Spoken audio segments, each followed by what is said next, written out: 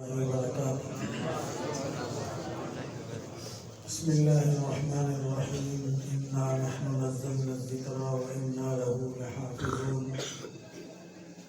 قال النبي صلى الله عليه وسلم خيركم من تعلم القرآن وعلمه تمام حضرات شوق محبت ادب اور احترام سے بآواز بلند درود پاک پڑھ اللهم صل على سيدنا ومولانا محمد وعلى آل سيدنا ومولانا محمد وبارك وسلم عليه.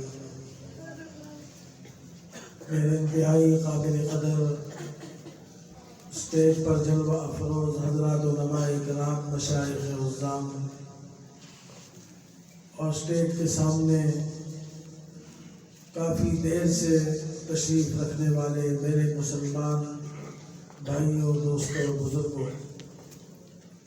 میں انتہائی مشکور ہوں اپنے برادر مکرم اور اس ادارے کے محتمم اور میرے حضرت نور اللہ مرقدہ کے گلشن عزیز کے ایک پھول حضرت مولانا عبدالرؤوف صاحب زین مجدہ کا، جنہوں نے آج قرآن کریم عظیم الشان کی اختتامی اور ان طلباء جن کے سینوں میں اللہ نے اپنے پاک کلام کو محفوظ کیا ہے، ان کے اعزاز اور اکرام میں اس پروقار تقریب کا انعقاد کر کے مجھے اور آپ کو اللہ پاک کی رحمتیں برکتیں سمیٹنے کا موقع عطا فرمایا ہے۔ اللہ تبارک و تعالی ہر آنے والے کو، ہر بیٹھنے والے کو اور اس مجلس اور اس گلدستہ کو سجانے والے کو دنیا آخرت کی خیروں برکتوں سے مالا مال فرمائے۔ وقت بھی کافی بیت چکا ہے، ماشاءاللہ مجھ سے پہلے بہت بڑے بڑے اکابر علماء کرام بیان کر چکے ہیں، اور میرے معزز و محترم ثناخوان مصطفیٰ چکوال سے آئے ہوئے میرے اس برادر مکرم نے ماشاءاللہ حضور پاک صلی اللہ علیہ وسلم کی ختم نبوت پر، صحابہ اہل بیت کی شان پر، اور اس سے پہلے انہوں نے اللہ کا پاک نام کا ذکر کروا کر آپ کے سینوں کو گرمایا ہے اور اللہ کا نور اس میں داخل کیا ہے۔ بعض محفلیں ایسی ہوتی ہیں جن کی وجہ سے اس محفل پر بھی اور اس کے مضافات اور پورے علاقے پر لعنتیں برستی ہیں اور اللہ کے عذاب کو وہ مجلسیں محفلیں دعوت دیتی ہیں، اور بعض محفلیں ایسی ہوتی ہیں جن کے انعقاد کی برکت سے آئے ہوئے عذابات ٹل جاتے ہیں۔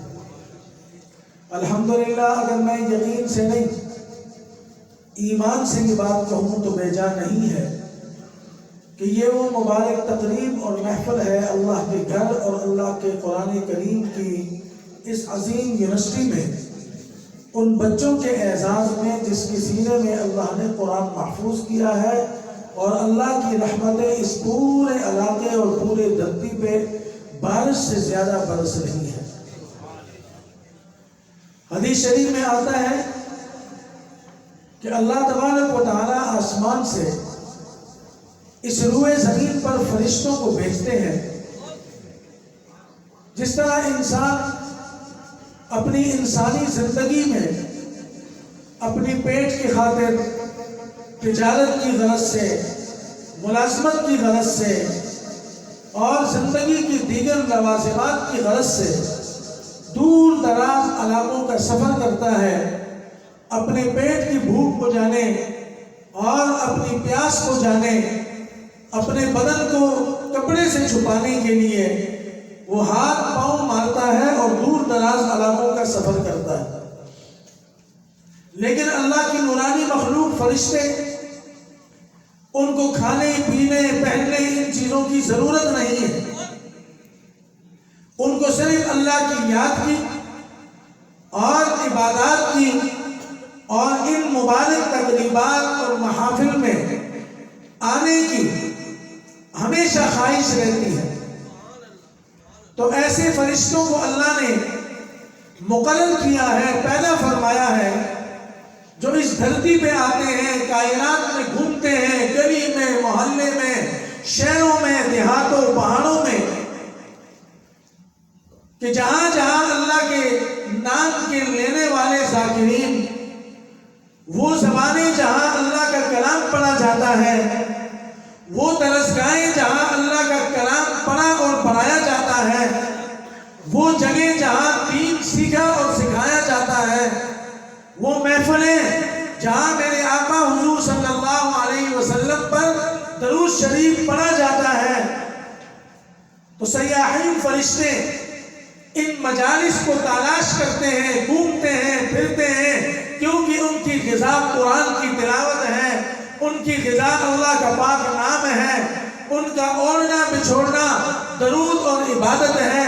تو وہ ان مجالس کو دیکھنے کے لیے ان پورے علاقوں میں گھومتے ہیں، اور جب ان کو ایک مجلس مل جائے تو ایک فرشتہ دوسرے فرشتوں کو بلاتے ہیں، آواز صدا لگاتے ہیں، ہلمو ہلمو آ جاؤ، ہمیں اللہ نے اس روئے زمین پر جس مقصد کے لیے بھیجا تھا، آج الحمدللہ اس مسجد میں، اس ادارے میں، اور اس خانقاہ اور اس رشد و ہدایت میں آج وہ تقریب اور مجلس ہمیں حاصل ہو گئی۔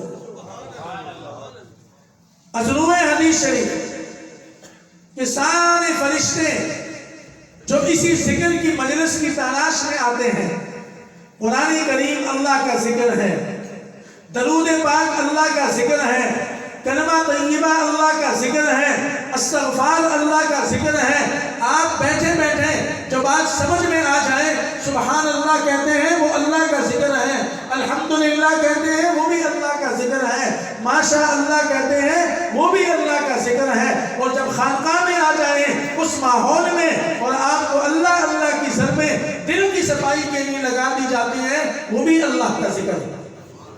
لینے کے مختلف انداز اور مختلف طریقے ہیں، اللہ ہمیں ہر طریقے سے اپنے پاک نام کی لذت نصیب فرما۔ تو فرشتے اس مجلس کو گھیرتے ہیں، اور اتنے فرشتے قرب و جوار سے آ جاتے ہیں، اور آسمان تک اس پورے ادارے کو، پوری مجلس کو، پوری محفل کو گھیر کے آسمان تک سارے فرشتے، آپ اتنے مبارک لوگ ہیں، اس لیے دل جمی کے ساتھ، محبت کے ساتھ، عقیدت کے ساتھ، احترام کے ساتھ اس مبارک مجلس میں بیٹھے، کوئی پتہ نہیں میرے آپ کا کون سا اٹھا ہوا قدم، میرے آپ کی کون سی ادا، میرے اور آپ کی زبان سے نکلا ہوا وہ کون سا بول جو جہنم سے بچا کے مجھے اور آپ کو جنت لے جائے۔ تو جب یہ مجلس برخاست ہوتی ہے، ذکر ہو جاتا ہے، دعا ہو جاتی ہے، لوگ لنگر کھا کے اپنے اپنے گھروں کی طرف لوٹنے لگتے ہیں، اللہ پاک عالم الغیب ہے، انہیں سب چیزوں کا علم ہے، حتیٰ کہ جہاں ہماری نظر ختم ہو جائے، جہاں ہماری نظر کی روشنی مدھم پڑ جائے، ظاہری روشنی کا اور آنکھ کی روشنی کا، جہاں نور بالکل مدھم پڑ جائے اور پتھر ہو، سمندر ہو، 1000 میل نیچے ہو، اور اس پتھر کے اندر ایک کیڑا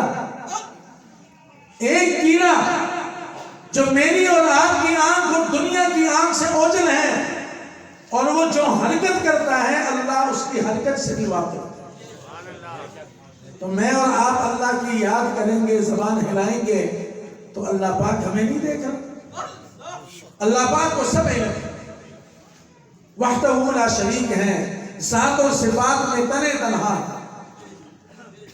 تو اللہ فرشتوں کو گواہ بنا کے فخریہ انداز میں ارشاد فرماتے ہیں، اے میرے فرشتوں تم گواہ لینا، اس پورے مجلس کی میں نے بخشش اور مغفرت کر دی۔ فرشتے عرض کرتے ہیں، یا اللہ یہ سارے ذکر کے لیے تو نہیں آئے تھے، بعض لوگ تماشا دیکھنے آئے تھے کہ دیکھ کے آئے کہ اتنے بڑے بڑے علماء یہاں مولانا عبدالرؤوف صاحب نے جمع کیے، نعت خوان جمع کیے، مشائخ جمع کیے، ہم ذرا دیکھیں وہ کیا رہے ہیں۔ یا اللہ، بعض لوگ ایسے بھی ہیں کہ ان کو گھر سے بلانے کے لیے کوئی کام پڑ گیا، کوئی مجبوری پڑ گئی، اور گھر سے ان کو بچے کو بھیجا، بڑے کو بھیجا، جاؤ باپ کو، چچے کو یا بھائی کو بلا کے لاؤ، فلاں ضرورت ہے گھر میں پڑ گئی۔ یا اللہ، وہ ذکر کی نیت سے نہیں آئے۔ یا بعض ایسے لوگ بھی ہیں جو سرکار کے نمائندے ہیں اور وہ آ کے ڈائریاں لکھ رہے ہیں۔ یا اللہ، وہ تو ڈائری لکھنے آئے تھے، ذکر کی غرض سے نہیں آئے۔ اللہ پاک فرماتے ہیں میرے فرشتوں، یہ وہ مبارک لوگ ہیں، وہ مبارک جماعت ہیں، وہ مبارک محفل اور اجتماع ہے کہ میں ان کے ساتھ ویسے بیٹھنے والے بھی خالی ہاتھ نہیں جاتا، میں نے اس کی بھی بخشش اور مغفرت کر دی۔ تو یہ وہ مبارک مجلس اور محفل ہے۔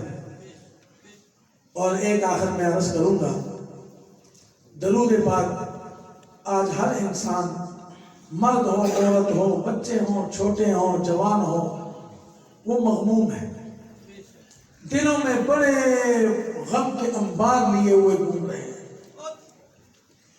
پریشانیوں کے انبار، دکھ کی چادر اپنے اوپر اوڑے ہوئے گھوم رہے ہیں۔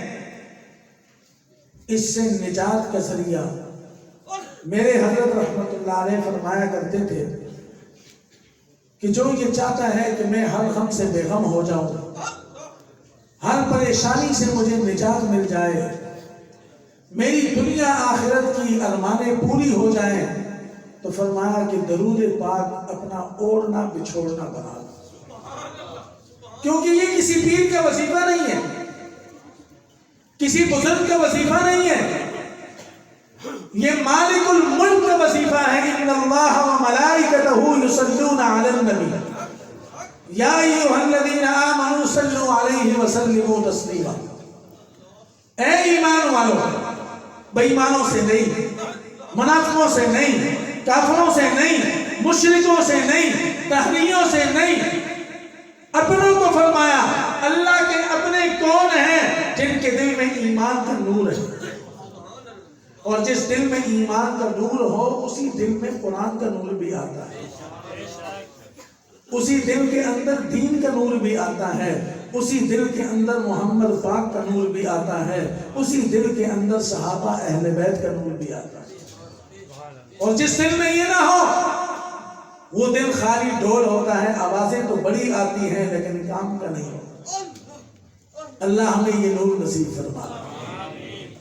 تو اللہ ایمان والوں کو مخاطب کر کے فرما رہے ہیں، بڑے شوق دلا اننا، بڑی تاکید کے ساتھ، علماء جانتے ہیں لفظ اننا کتنی تاکید کے ساتھ، شوق دلانے کے لیے میں اور میرے فرشتے۔ یا اللہ کیا کرتے ہیں؟ میں اور میرے فرشتے۔ یا اللہ بتا تو دیں، کون سا اتنا بڑا عمل ہے،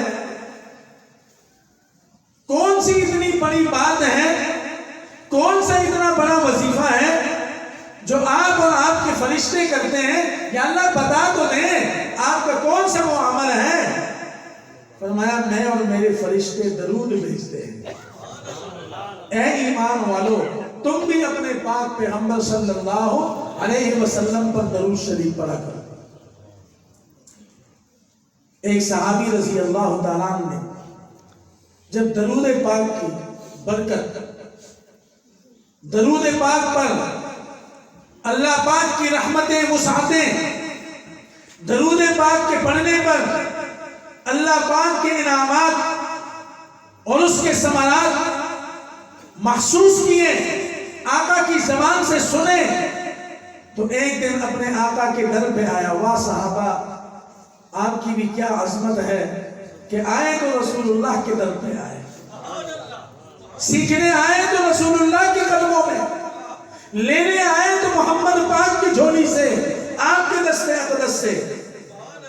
تو آگے فرماتے ہیں یا رسول اللہ میرے ماں باپ آپ پر قربان ہوں، میرے ماں باپ بے ابی انت و امی، یا رسول اللہ میرے ماں باپ آپ پر قربان ہوں۔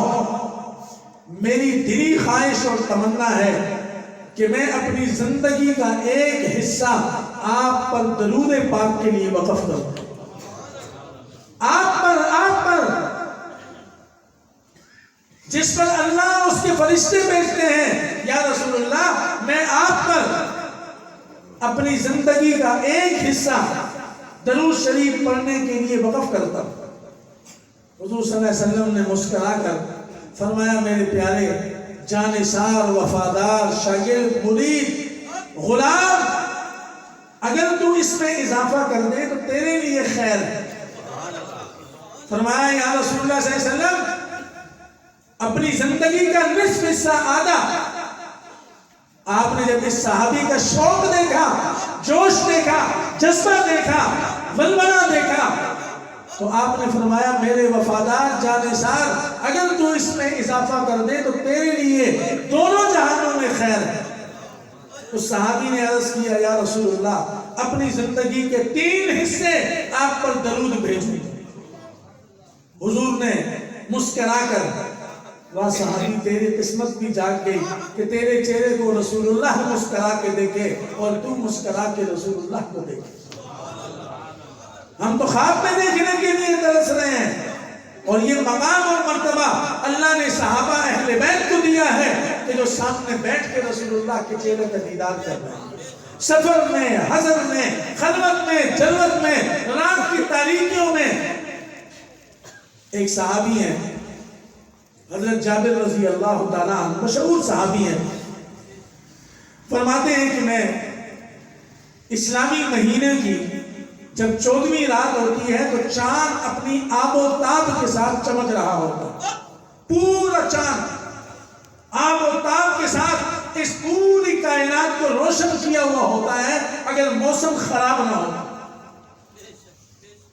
صحابی فرماتے ہیں کہ رات کو میں گھر آیا، کام کاج سے فارغ ہو کے تھکا ٹوٹا ہوا، کھانا کھایا، فارغ ہوا ضروریات سے، بستر پر لیٹا، آدھی رات بیت چکی ہے، آنکھوں میں نیند کا غلبہ بھی ہے، لیکن دل مطمئن نہیں ہو رہا، سکون نہیں آ رہا، چین نہیں آ رہا، لیکن مجھے نیند نہیں آ رہی، کروٹیں بدل رہا ہوں، سمجھ میں نہیں آ رہا کہ ہو کیا رہا ہے میرے ساتھ۔ فرماتے میں اٹھا، آدھی رات سے اگلا حصہ، تیسرا حصہ شروع ہے، کروٹوں پہ کروٹیں لے رہا ہوں، بیٹھ رہا ہوں، پانی پی رہا ہوں، کوشش کر رہا ہوں کہ نیند آ جائے، نیند آنے کا نام ہی نہیں لے رہی، اور تھکاوٹ بھی جسم میں بے تحاشا ہے۔ فرماتے اٹھا، دروازہ کھولا، باہر نکلا تو دیکھا سورج پورے مدینے کو روشن کیا ہوا، اس مدینے کو کہ جس کی برکت سے آج پوری کائنات روشن ہے۔ فرماتے ہیں کہ میں نے وضو کیا، چارہ دام کیا اور مسجد نبوی کی طرف روانہ ہو گیا۔ کہاں روانہ؟ کی یونیورسٹی کی طرف ہے، کسی غلط محفل کی طرف؟ استغفر۔ صحابہ کے قریب سے بھی اللہ پاک نے معصیت کو دور کیا ہے، ان کو اللہ نے محفوظ رکھا ہے۔ ان کے بارے میں دل میں اتنی بھی رائے کے دانے کے برابر بھی کوئی بات نہ رکھنا، ورنہ ایمان جانے کا خدشہ ہے۔ فرماتے ہیں میں مسجد نبوی گیا، رات کا تیسرا حصہ بھی اپنے اختتام کو ہے، مدینے کی گلیاں چاند کی روشنی سے، جیسے یہ لائٹیں چاروں طرف لگی ہیں، سارے جن کے میلے کپڑے ہیں وہ بھی سفید نظر آ رہے ہیں، جن کے چہروں پہ تھکاوٹ ہے ان کے چہرے بھی کھلکھلائے نظر آ رہے ہیں۔ فرماتے ہیں کہ وہ چاند نے پورے مدینہ کو، جہاں تک میری نظر جا رہی ہے، سارے راستوں، گلی محلوں، زمینوں اور دکانوں بازاروں کو روشن کیا ہوا، آسمانی برف۔ میں مسجد نبوی پہنچا، پچھلے دروازے سے آیا، دیکھا تو دونوں جہانوں کے سردار امام الانبیاء خاتم الانبیاء امام الرسل خاتم الرسل صلی اللہ علیہ وسلم اللہ کی اتنی عبادت کر کے کہ آپ کے پاؤں مبارک پر ورم آ چکا ہے تھکاوٹ کی وجہ سے اور کھجور کی ایک ٹہنی کے ساتھ. اللہ اکبر. وہ کون سی کھجور کی ٹہنی تھی؟ عاشقوں، ہم بھی عشق کے دعوے کرتے ہیں، ناراض نہ ہونا. 12 ربیع الاول آتا ہے، ہم گلی کو سجاتے ہیں، محلے کو سجاتے ہیں، دکان کو سجاتے ہیں، بازار کو سجاتے ہیں. اے مومن، مت کسی چیز کو سجا، خدا کی قسم اپنے چہرے کو سجا کے محمد عربی کا دیوانہ بن جا. اپنے کردار کو سجا. حیرانگی ہے، بازار میں جو نائی سارا دن دانیاں مونتا ہے، اس کے دکان کے اوپر بھی بتیاں لگی ہوئی ہیں، وہ بھی عاشق رسول ہونے کا دعویٰ کر رہا ہے. جس بینک کے اندر 24 گھنٹے سدا بہار سودی کاروبار ہو رہا ہے، وہ بھی رسول اللہ کے عاشق ہونے کا دعویٰ کر رہا ہے. تو کیا ہمارے دعوے میں تضاد ہے کہ نہیں ہے؟ محبت کے دعوے دار تو صحابہ تھے. حضرت حذیفہ یمان رضی اللہ تعالیٰ عنہ جب ایران فتح ہوا تو شاہ ایران کے دربار میں دسترخوان لگا ہوا ہے. وزراء، بادشاہ، سفراء، بڑے بڑے لوگ وہاں آئے ہوئے ہیں. حضرت حذیفہ یمان جنہوں نے کھاتے ہوئے، پیتے ہوئے، پہنتے ہوئے، چلتے ہوئے، سوتے ہوئے، جاگتے ہوئے امام الانبیاء کی اداؤں کو دیکھا. ان کے ہاتھ مبارک سے ایک نوالہ دسترخوان پہ گرا. سنت یہ ہے دسترخوان بچھا، ہاتھ دھو اور دسترخوان پر 3 طریقوں سے جو طریقہ تجھے آسان ہے اس سنت کے طریقے کو اپنا کے بیٹھ جا. بسم اللہ پڑھ کے شروع کر، اپنے آگے سے کھا، دوسرے کے آگے سے مت کھا، 3 انگلیوں کے ساتھ کھا. اور اگر نوالا یا لقمہ دسترخوان پہ گر جائے، کوئی تنکا لگ جائے تو ہٹا کے اس کو کھا لے. اللہ کی نعمت سمجھ کے، نعمت کی قدردانی کرتے ہوئے، شکر کرتے ہوئے اس کو کھا لے. اللہ تیری نعمتوں میں اور برکتیں ڈال دے گے. انہوں نے نوالا اٹھایا، کھانے لگے. ساتھ ایک پروٹوکول افسر بیٹھا ہوا تھا. اس نے کہا حضرت جی بیٹا کیا بات ہے؟ حضرت یہ نوالا نیچے رکھ دے. کیوں؟ حضرت یہ ایران کے لوگ اس کو مرعوب سمجھتے ہیں، اچھا نہیں سمجھتے. اچھا، پہلے تو میں خاموشی سے کھا لیتا، لیکن اب جب بات تقابل کی آئی عشق مصطفیٰ سے تو وہ صحابی حال میں کھڑے ہو کے اس نوالے کو لہرایا اور فرمایا اتدرکوا لسنت حبیبی صلی اللہ علیہ وسلم لہؤلاء الحمقاء. کیا ان بیوقوفوں کے لیے، ان نادانوں کے لیے، ان احمقوں کے لیے میں اپنے آقا محمد پاک کے طریقے کو چھوڑ دوں؟ آسمان و زمین کو اپنی جگہ چھوڑ سکتے ہیں، مشرق و مغرب کے پہاڑ ایک دوسرے کے ساتھ تبادلہ کر سکتے ہیں، میری گردن جا سکتی ہے لیکن محمد پاک کا طریقہ نہیں جا سکتا. آج میں بھی، آپ بھی اپنے گریبانوں میں جھانکو. ہمارا وہ کون سا عمل، ہمارا وہ کون سا طریقہ، ہمارا وہ کون سا کلچر محمد مصطفیٰ کے طریقے پر ہے. صحابہ کو دنیا میں اللہ نے عروج دیا، اللہ نے عظمتوں سے نوازا، برکتوں سے نوازا. انہوں نے حضور کے طریقوں کو سینے سے نہیں، اپنی گردنیں اس طریقوں پر لوٹا دی. آج جو میں اور آپ ایمان کی حالت میں، ذکر کی حالت میں، مغفرت کے لیے، اللہ کے دین کو سننے کے لیے اس مبارک مسجد، مبارک خانقاہ، مبارک دینی درسگاہ یہاں بیٹھے ہوئے ہیں اور اللہ کے دین کی بات سن رہے ہیں، اللہ والوں کی زیارت کر رہے ہیں، یہ ان صحابہ کی محنتوں کا نتیجہ ہے. اور میں کہا کرتا ہوں صحابہ اکرام سے محبت اس درجے میں کرو کہ ان کو تاریخ کی نظر میں نہ دیکھنا، تاریخ کے اوراق میں نہ دیکھنا۔ تاریخ ہر دور میں لکھی جاتی ہے، مورخ مر جاتے ہیں، بدل جاتے ہیں، اوراق بدل جاتے ہیں، تخلیج ہو جاتی ہے۔ صحابہ کو دیکھنا ہے تو اللہ کے قرآن کے اوراق میں دیکھنا۔ جو 1400 صدیاں گزر گئی آج بھی اپنی اصلی حالت میں ہے اور تا قیامت اپنی اصلی حالت میں رہے گا۔ مٹانے والے مٹ گئے، ختم کرنے والے ختم ہو گئے، لیکن قرآن اور قرآن والے اور قرآن کی یونیورسٹیاں یہ تا قیامت شاد و آباد رہیں گی۔ اپنے آقاؤں کو خوش کر لو، جو کر سکتے ہو کر لو، انشاءاللہ یہ تخم نہ مٹے گا اور نہ یہ مٹنے دے گا۔ تو صحابی رضی اللہ تعالیٰ عنہ فرماتے ہیں، ہاں جس ٹہنی کے ساتھ حضور نے درخت وہ کمر لگائی تھی کھجور کی، آپ کو پتہ ہے یہ ہر پودا اتنا سخت نہیں ہوتا، لیکن کھجور کا پودا بڑا سخت ہوتا ہے، کٹائی میں، لمبائی میں، ہر طریقے سے اس کی ٹہنیاں، شاخیں بڑی سخت ہوتی ہیں، تکلیف دہ ہوتی ہیں۔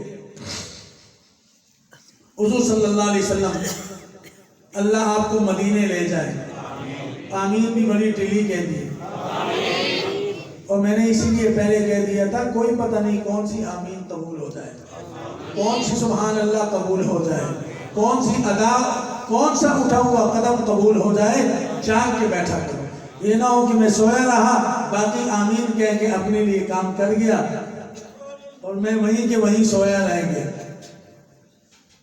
یہ وہ مبارک ٹہنی ہے کہ جب آپ ریاض الجنہ میں داخل ہوتے ہیں، منبر رسول صلی اللہ علیہ وسلم، اس کے ساتھ بائیں ہاتھ میں آپ کو جو ستون لین پہ نظر آتے ہیں، اس ستون کے اوپر نگاہ اٹھا کے دیکھو، اس پہ سبز کلر کے ساتھ لکھا ہوا ہے، سبز گلاب بنا ہوا دائرہ اور چمکیلے قلم سے لکھا ہوا اسطوانۃ الحنانہ، یہاں کھجور کی ایک سوکھی ٹہنی جس پر امام الانبیاء کھڑے ہو کے خطبہ ارشاد فرماتے، واعظ و نصیحت فرماتے، اور جب آپ بیٹھتے تھکاوٹ کی وجہ سے تو ٹیک لگا لیتے۔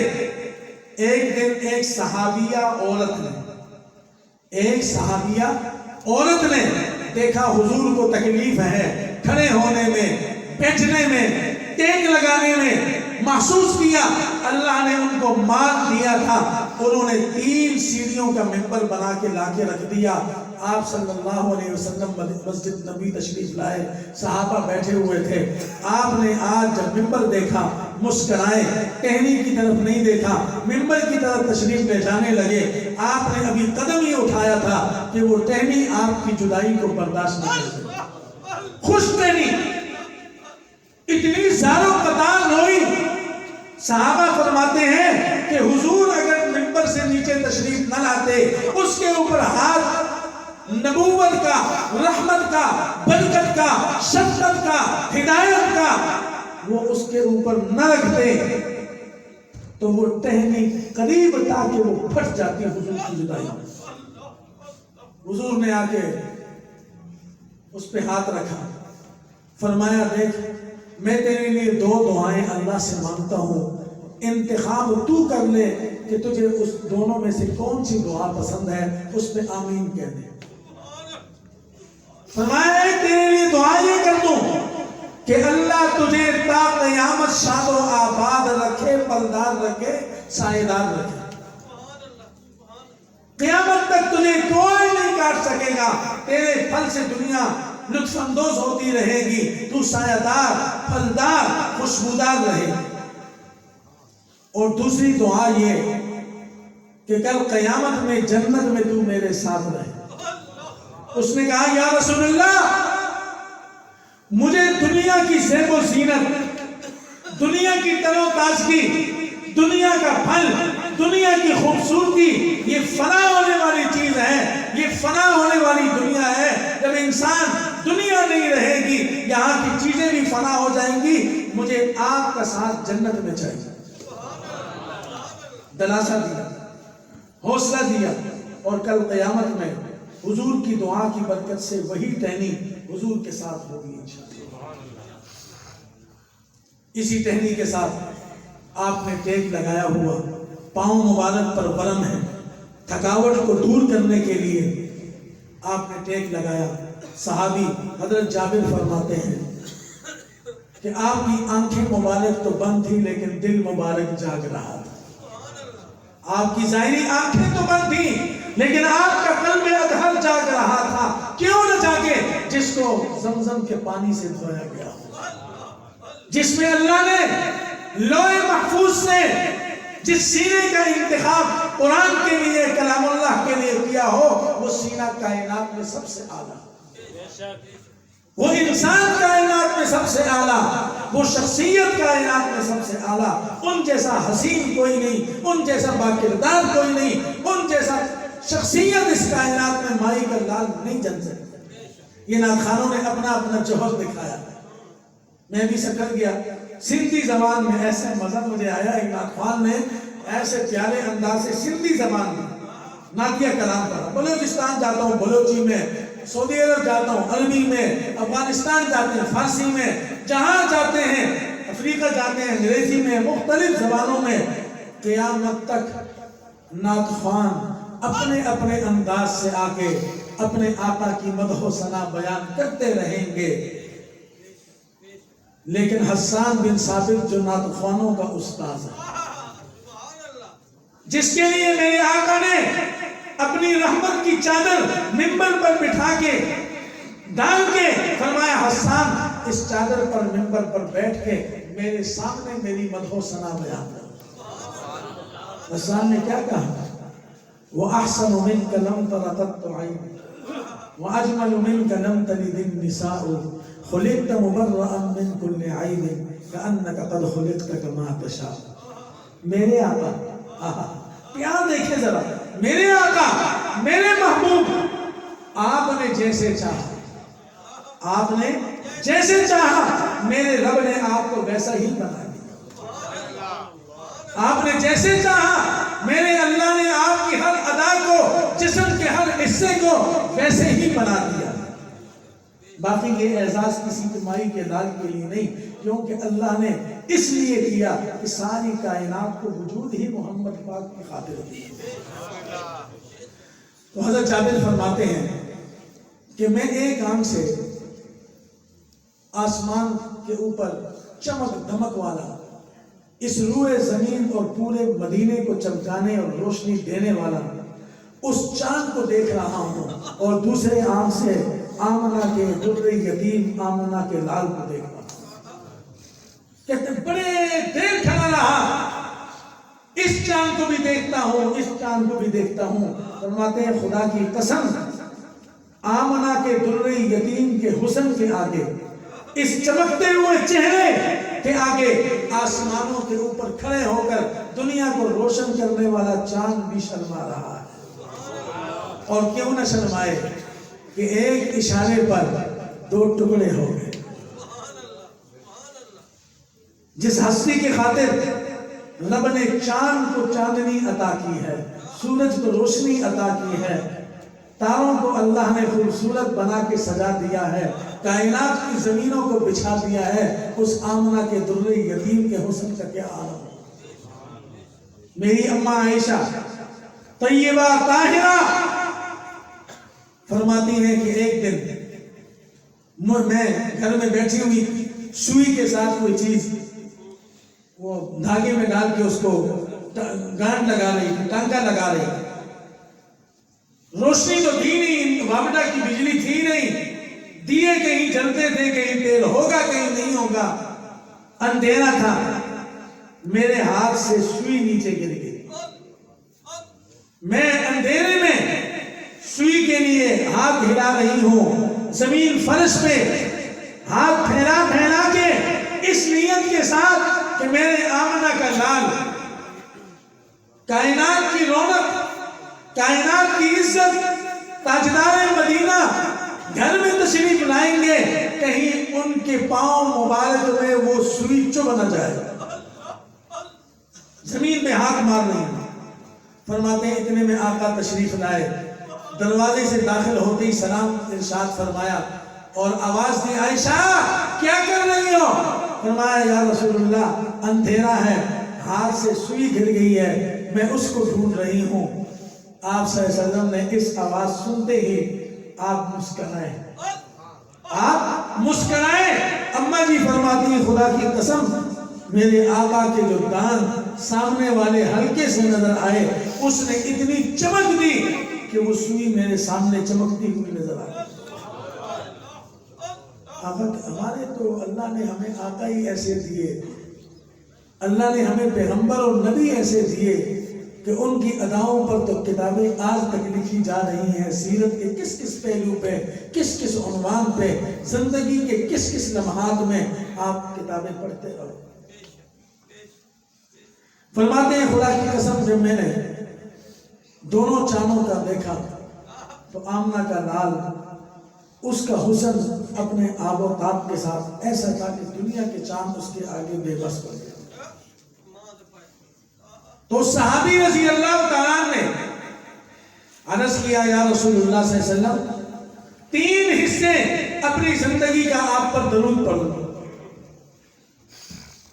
حضور صلی اللہ علیہ وسلم نے اس کا شوق دیکھ کر، جوش دیکھ کر، ولولہ دیکھ کر، عقیدت اور محبت دیکھ کر فرمایا میرے جانثار وفادار تجھے اختیار ہے اگر تو اس میں اضافہ کر۔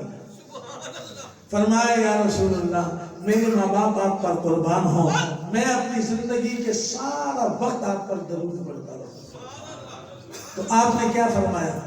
اے میرے لاڈلے جب تو یہ کام کرے گا اللہ تجھے دنیا کے ہر غم سے بے غم کر دے گا، اللہ تیری ہر آرزو پوری کر دے گا، ہر پریشانی سے نجات دے دے گا، اور اللہ تجھے بروز قیامت میری شفاعت نصیب کر دے گا، اپنی محبت عطا کر دے گا۔